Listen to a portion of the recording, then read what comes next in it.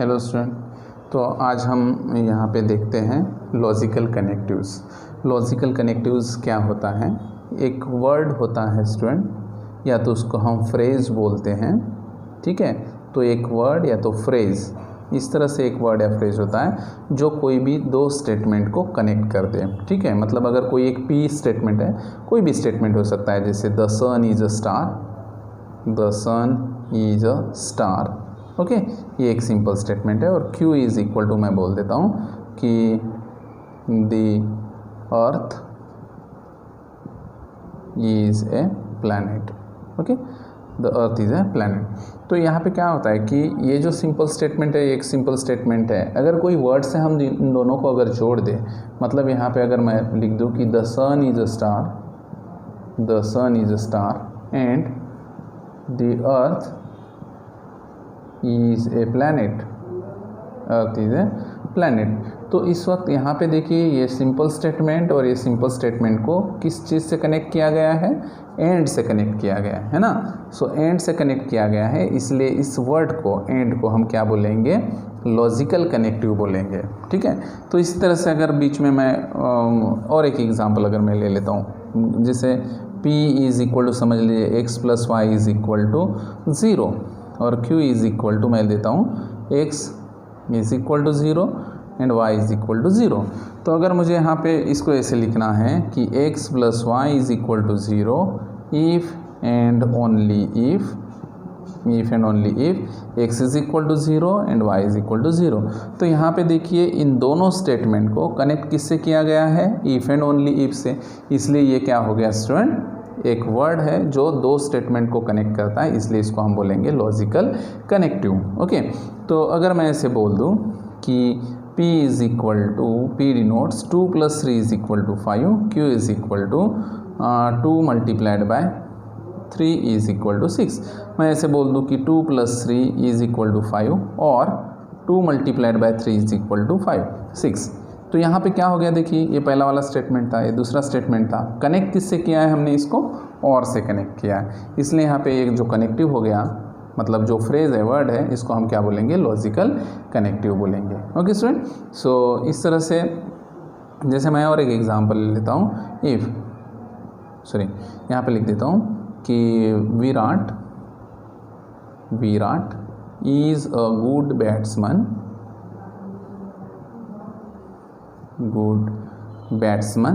और Q denotes he scored, या तो ही हिट्स सेंचुरी, ओके। तो ये मैंने कोई दो सिंपल स्टेटमेंट ले लिए स्टूडेंट, ओके। तो अब क्या करता हूँ मैं यहाँ पे कि इसको ऐसे अगर लिख दूँ, if Virat is a good batsman then he hits century, ठीक है। तो अब क्या हो गया? देखिए स्टूडेंट, यहाँ पे जो दो सिंपल स्टेटमेंट थे, Virat is a good batsman और ही हिट्स द सेंचुरी, इसको हमने किससे कनेक्ट किया है? इफ़ देन से कनेक्ट किया है। इसलिए यहाँ पे इस इफ़ देन को हम क्या बोलेंगे? एक लॉजिकल कनेक्टिव कहेंगे, ठीक है। जैसे अगर मैं ये बोल देता हूँ कि Virat is a good batsman, और मैं एक दूसरा स्टेटमेंट इससे फॉर्म करता हूँ कि Virat is not a good batsman, is not a good batsman. तो स्टेटमेंट क्या था? देखिए, ये वाला स्टेटमेंट को अगर हम ट्रू कंसीडर करते हैं तो ये स्टेटमेंट क्या मिल जाता है? हमें फॉल्स मिलता है, क्योंकि अगर हमने ऐसे कंसीडर किया कि Virat is a good batsman, तो Virat is not a good batsman क्या हो जाएगा? फॉल्स हो जाएगा, है ना। तो यहाँ पे एक्चुअली एक कनेक्टिव यूज हुआ है, नॉट, तो इसको भी हम, इस वर्ड को क्या बोलते हैं? एक लॉजिकल कनेक्टिव बोलते हैं। तो ये जो है, ये यूनरी होता है, मतलब एक ही सेंटेंस के ऊपर, एक ही स्टेटमेंट के ऊपर अप्लाई होता है, इसलिए इसको यूनरी स्टेटमेंट बोलते हैं, यूनरी कनेक्टिव बोलते हैं स्टूडेंट। बाकी सभी जितने भी हमने अभी देखे हैं, उन सभी को हम बाइनरी लॉजिकल कनेक्टिव बोलते हैं। जैसे एंड यूज़ हुआ था, इसके लिए दो स्टेटमेंट की ज़रूरत है, तभी जाके ये उसको कनेक्ट करेगा। दूसरा होगा स्टूडेंट और, इसके लिए भी दो की ज़रूरत है। उसके बाद हमने यूज़ किया था इफ़ देन, है ना, तो ये भी एक बाइनरी कनेक्टिव है। उसके बाद इफ़ एंड ओनली इफ़, ठीक है, इसके लिए भी दो दो स्टेटमेंट, सिंपल स्टेटमेंट की ज़रूरत पड़ती है, इसलिए इन सभी को बाइनरी कनेक्टिव्स बोलते हैं। हम क्या बोलते हैं? Binary connectives. बट बेसिकली ये लॉजिकल कनेक्टिव्स है ना। उसके बाद नॉट, इसके लिए दो स्टेटमेंट की ज़रूरत नहीं होती है, सिर्फ सिंगल स्टेटमेंट की ज़रूरत होती है, इसलिए इसको हम यूनरी स्टेटमेंट बोलते हैं, यूनरी कनेक्टिव बोलते हैं। ठीक है, यूनरी कनेक्टिव बोलते हैं। ठीक है स्टूडेंट, तो इस तरह से, बट इन सभी को हम क्या बोलते हैं स्टूडेंट? लॉजिकल कनेक्टिव बोलते हैं। तो इस लेसन में हमें सिर्फ इस 5 कनेक्टिव्स का हमें यहाँ पे स्टडी करना है, and, or, if then, if and only if और नॉट। ठीक है, तो बाकी सभी के लिए दो स्टेटमेंट की ज़रूरत होती है, इसलिए इसको बाइनरी कनेक्टिव बोलते हैं, और इसको सिर्फ सिंगल स्टेटमेंट की ज़रूरत होती है, इसलिए इसको हम यूनरी कनेक्टिव बोलते हैं। ठीक है, तो आगे जाके आपको समझ में आ जाएगा कि क्यों इसको यूनरी बोलते हैं और बाकी इसको बाइनरी बोलते हैं। सो ये हो गया स्टूडेंट लॉजिकल कनेक्टिव्स। अब देखते हैं हम सिंपल एंड कंपाउंड स्टेटमेंट क्या होता है। Simple and compound statement, compound statement. Okay, तो सिंपल एंड कंपाउंड स्टेटमेंट में क्या होता है कि ये कोई भी स्टेटमेंट, जैसे मैं लिख देता हूँ कि Mumbai is in Maharashtra, Mumbai is in Maharashtra. तो ये एक स्टेटमेंट मैंने यहाँ पे लिख दिया। देखिए स्टूडेंट, इस स्टेटमेंट को हम फर्दर स्प्लिट नहीं कर पाएंगे। स्प्लिट का मतलब इसको दो हिस्सों में बांट नहीं पाएंगे। एक ही सेंटेंस है, एक ही सेंटेंस है, और उसको अगर हम स्प्लिट नहीं कर पाते हैं, सेंटेंस मतलब ये तो स्टेटमेंट बन गया, तो ये स्टेटमेंट को हम अगर स्प्लिट नहीं कर पाते हैं तो उसको हम बोलते हैं स्टूडेंट सिंपल स्टेटमेंट। क्या बोलते हैं उसको? Simple statement.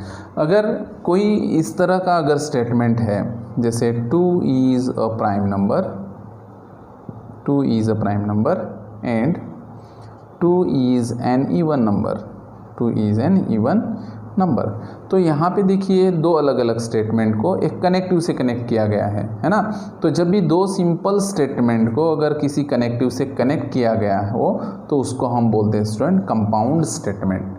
तो दोनों इसमें सिर्फ एक ही फ़र्क है कि इसमें सिर्फ सिंगल स्टेटमेंट आता है, इसको हम सिंपल स्टेटमेंट बोलते हैं। जब दो स्टेटमेंट को किसी कनेक्टिव से कनेक्ट किया गया हो तो उसको हम बोलते हैं स्टूडेंट कंपाउंड स्टेटमेंट। होप कि ये बहुत ईजी आप लोगों को समझ में आया होगा। जैसे कंपाउंड स्टेटमेंट और सिंपल स्टेटमेंट के हम अलग अलग एग्जाम्पल ले सकते हैं। जैसे सिंपल स्टेटमेंट का अगर हम कोई एक एग्जाम्पल ले लें कि the sun is a star, the sun is a star, तो ऑब्वियस है यहाँ पे इसको आगे जाके आप इसको स्प्लिट नहीं कर पाओगे, मतलब ये वाला क्या हो गया स्टूडेंट? सिंपल स्टेटमेंट हो गया। वैसे भी इसमें सिर्फ सिंगल स्टेटमेंट आ रहा है ना। अगर मैंने ऐसे बोल दिया student Ram is tall and Raj is handsome, okay, तो यहाँ पे देखिए क्या हो रहा है कि एक स्टेटमेंट है राम इज़ टॉल, दूसरा है राज इज़ हैंडसम, कनेक्ट किया गया है एंड से। तो इसका मतलब दो सिंपल स्टेटमेंट को अगर किसी से कनेक्ट किया गया हो तो जो रिजल्टिंग स्टेटमेंट मिलता है, मतलब पूरा का पूरा स्टेटमेंट मिलता है, इस स्टेटमेंट को हम क्या बोलते हैं? कंपाउंड स्टेटमेंट बोलते हैं। ठीक है, सो कोई भी यहाँ पे कनेक्टिव होगा, जरूरी नहीं कि यहाँ पे एंड ही हो, इफ़ देन भी आ सकता है, और भी आ सकता है, इफ़ एंड ओनली इफ भी आ सकता है ना। सो इस टाइप के सभी स्टेटमेंट को हम कंपाउंड स्टेटमेंट बोलते हैं। जैसे मैं यहाँ पे ऐसे लिख दूँ कि x+2 is equal to 5 if and only if, इसको शॉर्ट में IFF लिखते हैं स्टूडेंट, ये ध्यान में रखना है। तो if and only if x is equal to 3, तो इसका मतलब यहाँ पे ये वाला एक सिंपल स्टेटमेंट है, ये एक सिंपल स्टेटमेंट है, इसको किससे कनेक्ट किया गया है? इफ़ एंड ओनली इफ़ से कनेक्ट किया गया है, इसलिए हम इसको बोलेंगे student compound statement. Okay, so hope कि आप लोगों को ये समझ में आ गया होगा सिंपल स्टेटमेंट, कंपाउंड स्टेटमेंट और logical connective. Logical connective 5 logical connective है स्टूडेंट, पाँचों के 5 आपको याद रखने चाहिए।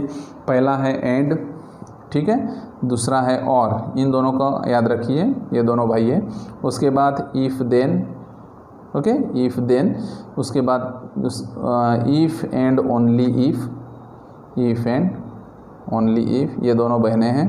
और ये नॉट अकेला है जो किसी को भी नेगेटिव बना देता है। Okay, so and or if then, if and only if, और उसके बाद नॉट। तो ये 5 कनेक्टिव्स हैं, इनका हमें यहाँ पे स्टडी करना है।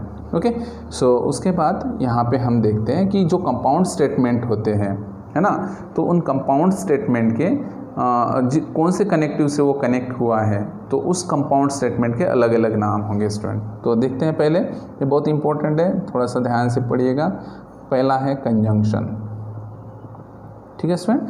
तो देखिए कंजंक्शन क्या होता है कि यहाँ पे अगर ये वाला एक सिंबल ध्यान में रखना है कि जब भी हम कोई दो स्टेटमेंट अगर एंड से कनेक्ट कर दे, एंड से, तो उस रिजल्टिंग कंपाउंड स्टेटमेंट को हम कंजंक्शन बोलते हैं। क्या बोलते हैं?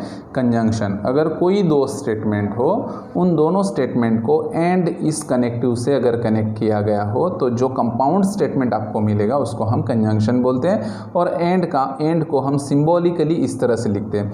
तो ये बहुत ईजी है, ध्यान में रखना, क्योंकि एंड ऐसे लिखते हैं। तो ये वाला देखिए, ये वाला ध्यान में रखिए, ये वाला दिख रहा है, तो ये इस तरह से इसका सिंबल है एंड के लिए, ठीक है।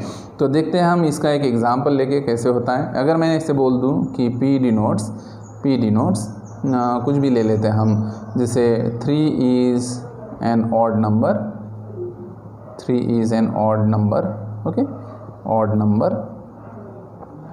उसके बाद ले लेते हैं हम 3 is an odd number हो गया। उसके बाद Q denotes, मैं लेता हूँ कि 3 is